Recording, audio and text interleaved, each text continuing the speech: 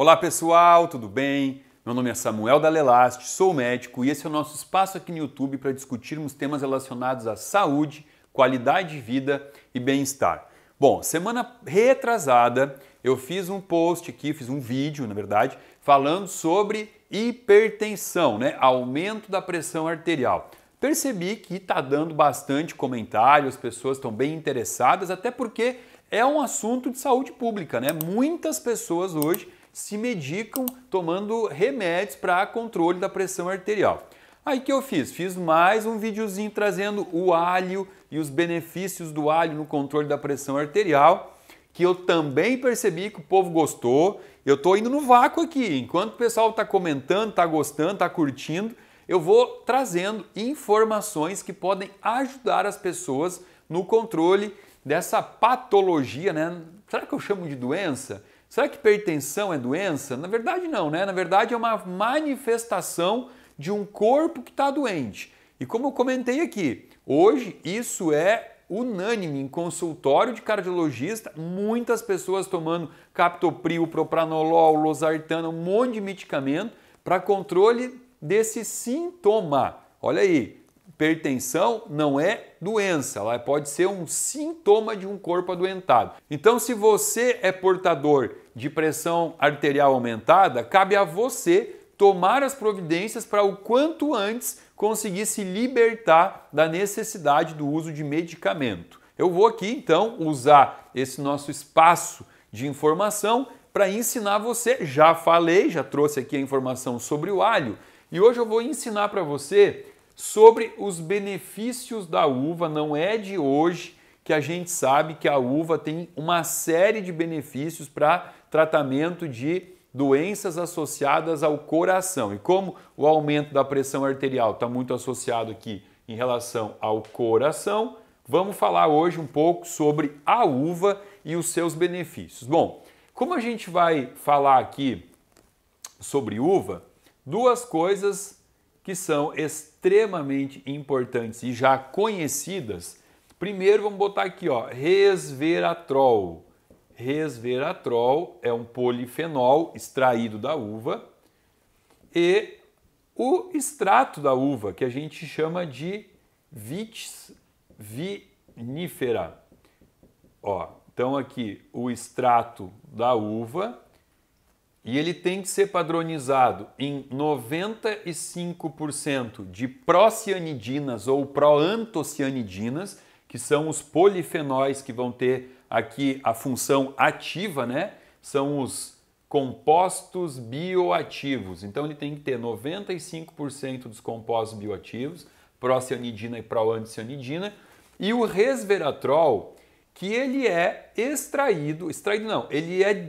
ele acontece na uva por um fenômeno chamado de fenômeno xenormesis. O que é isso, Samuel? Bom, é o seguinte, procianidina, proantocianidinas, polifenóis, isso a uva sempre teve, mas a uva não tinha esse tal de resveratrol, não existia. A gente sabe que a uva não produzia resveratrol. Porém, com o passar dos anos, a uva que foi exposta a situações de estresse, ela precisou dar um jeito de se adaptar na natureza e esse jeito foi produzir um agente antioxidante. A própria uva produz um agente antioxidante para que ela se proteja contra situações de estresse. O que seria aqui coisas que estressariam a uva? Bom, primeiro, a própria radiação ultravioleta, o sol, exposição ao sol, e agrotóxicos, pesticida, vamos pôr aqui veneno, que é a palavra mais bonita para falar de agrotóxico, Então, colocando organofosforados, agrotóxico na uva, exposição ao sol, isso vai gerando um estresse e a uva, então, ela entra em estado de estresse oxidativo.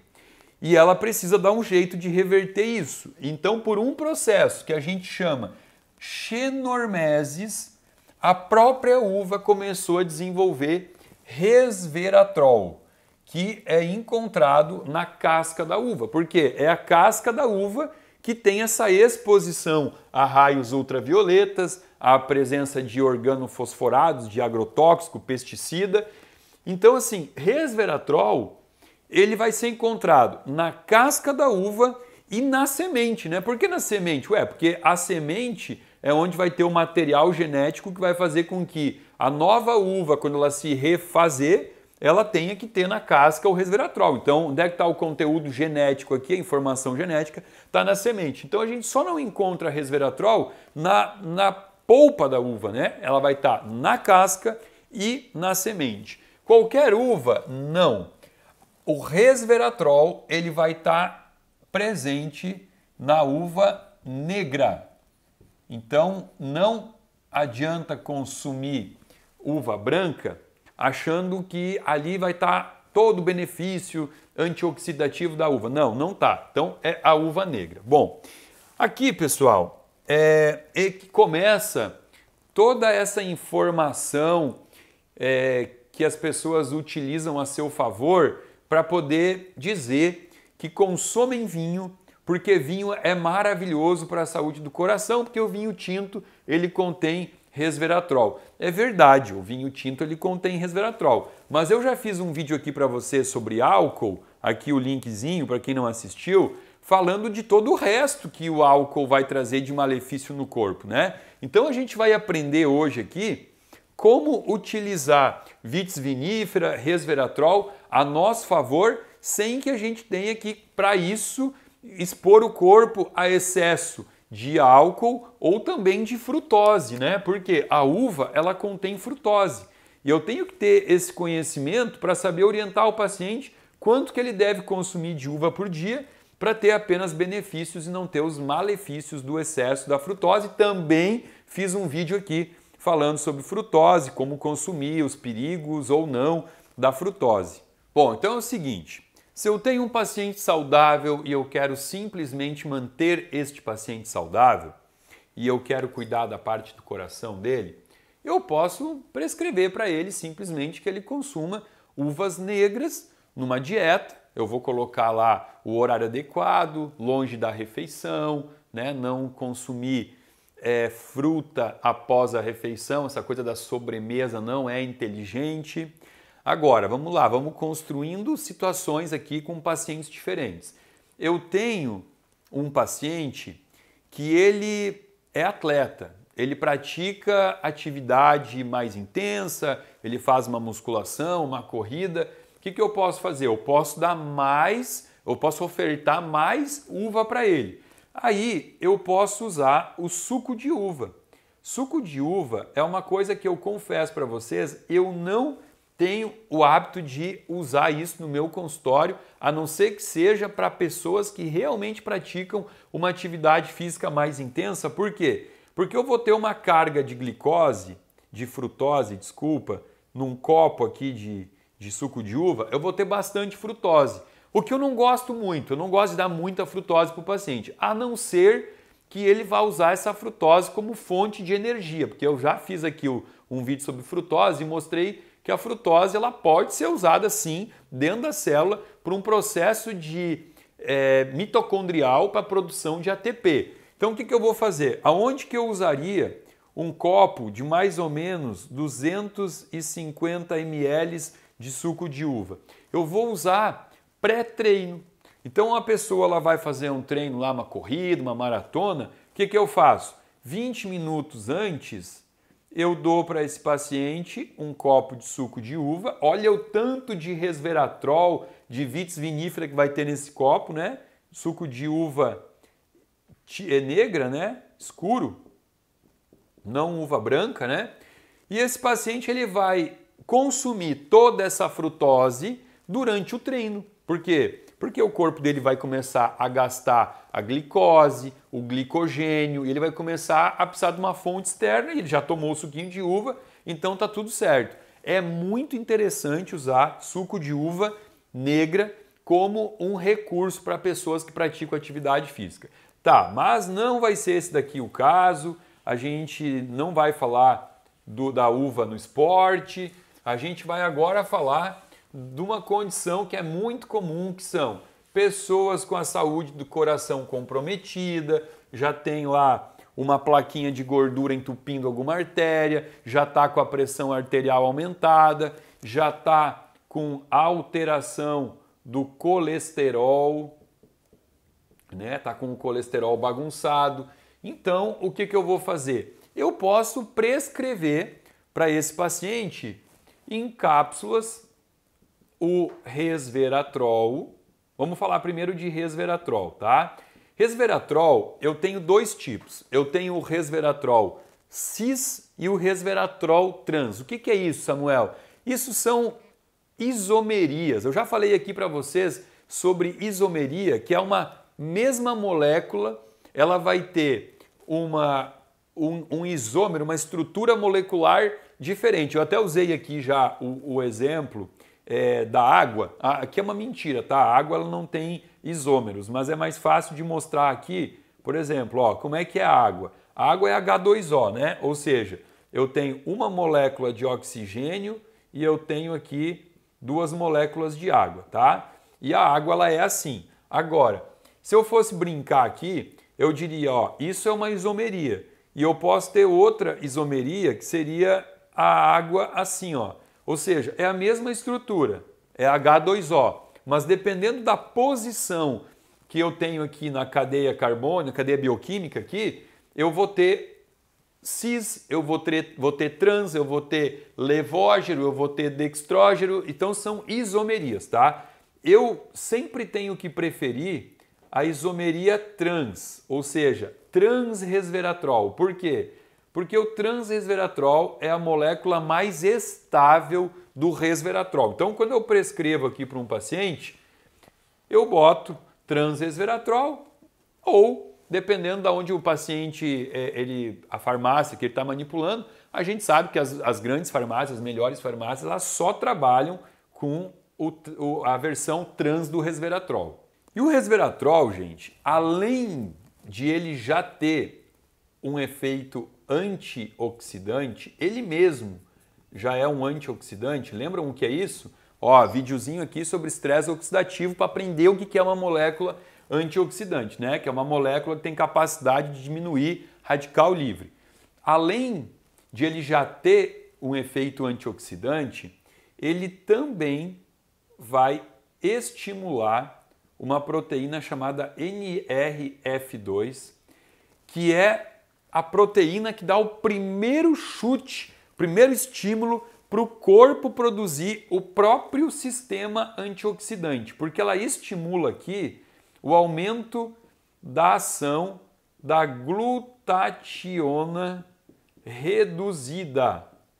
Vocês lembram aqui da glutationa? A gente já falou dela várias vezes. É uma estrutura, uma estrutura que o corpo mesmo produz, uma das maiores estruturas antioxidativas do corpo, né? Existe a catalase, a superoxidesmutase e a glutationa, que é então aqui formada por 3 aminoácidos, né? É formado pelo ácido glutâmico, formado pela glicina e pela cisteína. Então, olha só, o resveratrol, ele vai ativar, além de ele já fazer a função dele antioxidante, ele vai ativar a NRF2, que por sua vez vai dar o pontapé inicial para que comece a atividade no fígado da glutationa reduzida.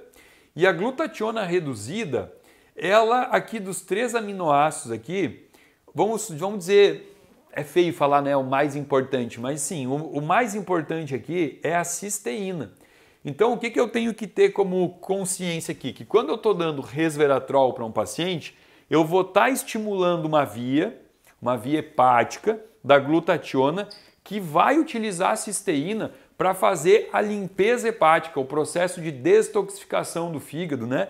Então, é sempre importante, quando eu dou resveratrol aqui para o paciente, eu prescrever para ele N-acetilcisteína, que é a forma de prescrever cisteína, a melhor forma de prescrever cisteína. Então eu sempre faço aqui, ó, dei resveratrol, eu sei que eu vou ativar todo um sistema hepático de detoxificação, de limpeza, de expulsar toxinas para fora do corpo, e que a cisteína aqui não pode faltar, senão eu vou ferrar com o meu próprio sistema antioxidativo hepático, entenderam? Bom, outra função aqui importante do resveratrol, além de aumentar a ação da NRF2, é o seguinte: o meu colesterol, que ele vai ser dividido em colesterol LDL, colesterol HDL, já fiz vídeo aqui sobre colesterol e mostrei para vocês que o colesterol LDL, ele não é ruim como a gente fala, não. Ele é, né, aqui se separa falando assim, ó, HDL é colesterol bom, LDL é colesterol ruim. Se esse LDL aqui tiver oxidado, aí ok, ele é um colesterol ruim. Mas se ele não tiver oxidado, ele vai formar membrana de célula, ele vai formar hormônio testosterona. Então, nem sempre ele vai ser ruim, só se ele tiver oxidado.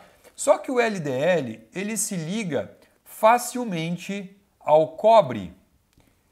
E o cobre, por uma reação chamada reação de Phantom, o cobre facilmente oxida o colesterol, transformando ele num colesterol oxidado, que é o tipo de colesterol que mais tem predileção por formar placa de ateroma nas artérias, entupimento de artéria.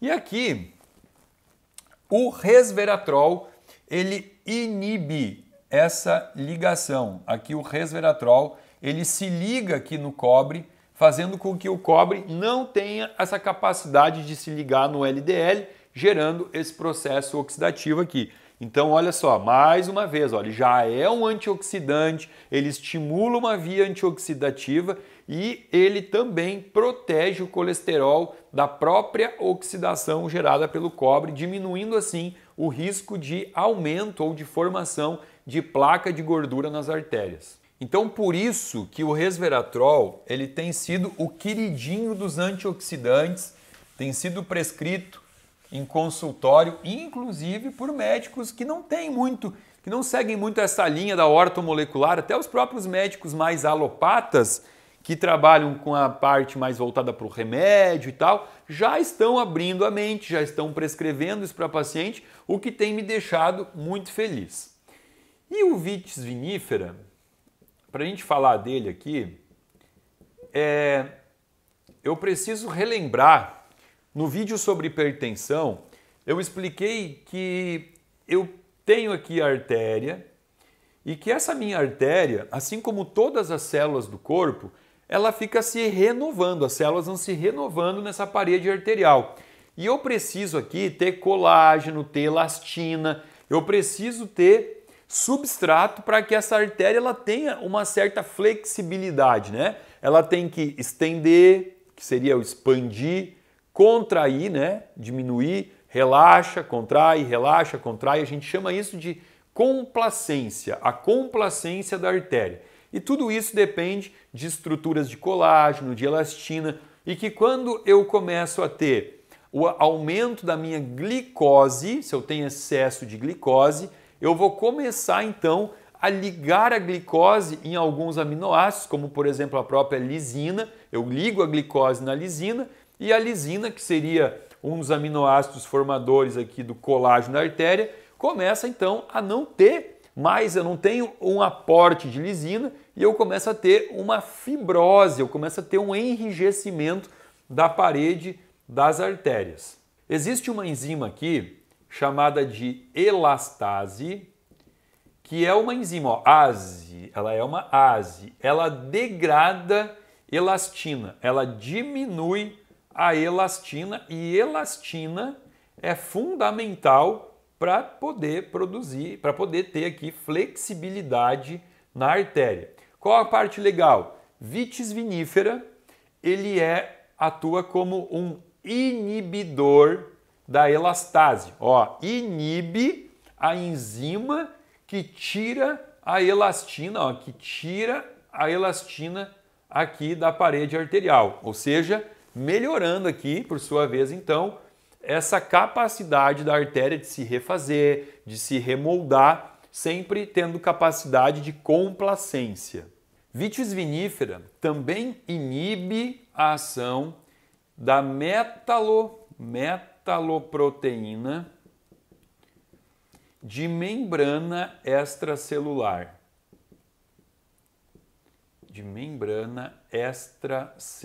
O que acontece aqui, ó? Aqui é uma enzima que inibe o colágeno. Ó, aqui eu falei de uma enzima que inibe a elastina. Aqui eu tenho uma enzima que inibe a produção de colágeno na membrana extracelular aqui da camada da artéria. Então, vitis vinifera atuando, inibindo a elastase, inibindo essa metaloproteína. E por último aqui, as procianidinas que estão presentes no vitis vinifera, procianidina, elas vão diminuir a ação de uma enzima chamada ECA. O que quer dizer ECA? Enzima conversora de angiotensina. Lá no rim, falei disso no vídeo de hipertensão, lá no rim existe uma sequência, uma cascata chamada renina, angiotensina, aldosterona, onde um vai estimulando o outro, né? Começa com a renina, que vai aumentar a angiotensina 1, e a ECA é que vai transformar angiotensina 1 em angiotensina 2. O que a angiotensina 2 faz? Estimula a liberação da aldosterona. E a aldosterona é um importante vasoconstritor. O que significa vasoconstritor? É diminuir o calibre da artéria. Então, a aldosterona, ela fecha a artéria. E quando eu fecho a artéria, eu aumento a pressão arterial. Então, esse sistema aqui, ele é um sistema para manter a pressão arterial. Quando eu tenho muita aldosterona, eu vou aumentar, vou ter um aumento da pressão arterial. E a procianidina que eu encontro na uva negra, ela diminui a ação da enzima que faz essa conversão acontecer. Então, se eu diminuo a ação dessa enzima aqui, eu diminuo a aldosterona, eu diminuo o aumento da pressão arterial e eu controlo, então, os níveis pressóricos do paciente. Coisa bonita de se ver, né? É a natureza impactando no corpo, fazendo efeito terapêutico, curativo, e tudo isso de uma sementinha. Aqui é o seguinte, né? Sementinha e casca, né? Como eu falei para vocês no início. E sempre que eu quero essa ação terapêutica, pensar na uva preta, muito mais do que a uva branca, que tem sim também benefícios, ela tem os polifenóis, mas a uva negra é a uva rica nessa cascata antioxidativa, rico em vitis vinifera, rico em resveratrol. Portanto, a partir de hoje, o que eu recomendo para vocês aí? Que vocês coloquem a uva na alimentação, no dia a dia, né? Claro, sempre quando for época, eu adoro respeitar a sazonalidade das frutas. Não é à toa que existe sazonalidade, não é nem um pouco interessante consumir a mesma fruta o ano todo. Sempre tem que ir variando e respeitando, né, o clima, o tempo, conforme o alimento ele vai chegando até você. Porque a gente sabe, inclusive, que uma das causas de tanta alergia à fruta que existe hoje no mundo é que com essa opção de você pegar e trazer fruta de outros países ou congelar a fruta durante um período que não é o tempo dela, né? Não é sazonal, você comer a fruta o ano todo. Por exemplo, eu gosto de melancia, então eu vou comer melancia o ano todo. Tem o período que a melancia ela vai ter aqui na minha terra, no Brasil. Depois, quando não tem, a gente importa, traz de outro país. Esse efeito de comer fruta o ano todo, a mesma fruta, aumentando a exposição ao mesmo alimento durante o ano todo, aumenta também o risco de desenvolver alergias, intolerâncias. Então, quando for época de uva, você conversa aí com o teu nutricionista para que ele te ensine qual é o melhor momento para você comer, qual é a quantidade certa para você comer, baseado nos teus exames, né? A gente sempre analisa o exame do paciente, olhando lá quanto é que está a hemoglobina glicada, quanto é que está a frutosamina, glicose, insulina, para poder dizer para ele qual é a quantidade segura que ele pode comer, qual é o momento que ele pode comer, a combinação ideal que ele pode fazer. E eu espero que você tenha gostado desse vídeo de hoje. Eu gosto muito de falar sobre resveratrol e sobre o papel da uva na saúde cardiovascular, no controle da pressão, no controle do colesterol, porque realmente a gente percebe que o paciente que faz essa suplementação, ele tem resultado satisfatório no controle que a gente pode observar a partir dos exames laboratoriais. Espero que tenha gostado. Se você gostou, compartilha com os amigos. Se não está inscrito no meu canal, se inscreva, aciona o sininho para receber aí o nosso aviso de um vídeo novo toda segunda, quarta e sexta-feira. Abaixo desse vídeo tem um link que você pode acessar para fazer parte de um grupo VIP de pessoas que recebe conteúdo gratuito e exclusivo semanalmente aqui do meu canal. Fica aqui o meu muito obrigado.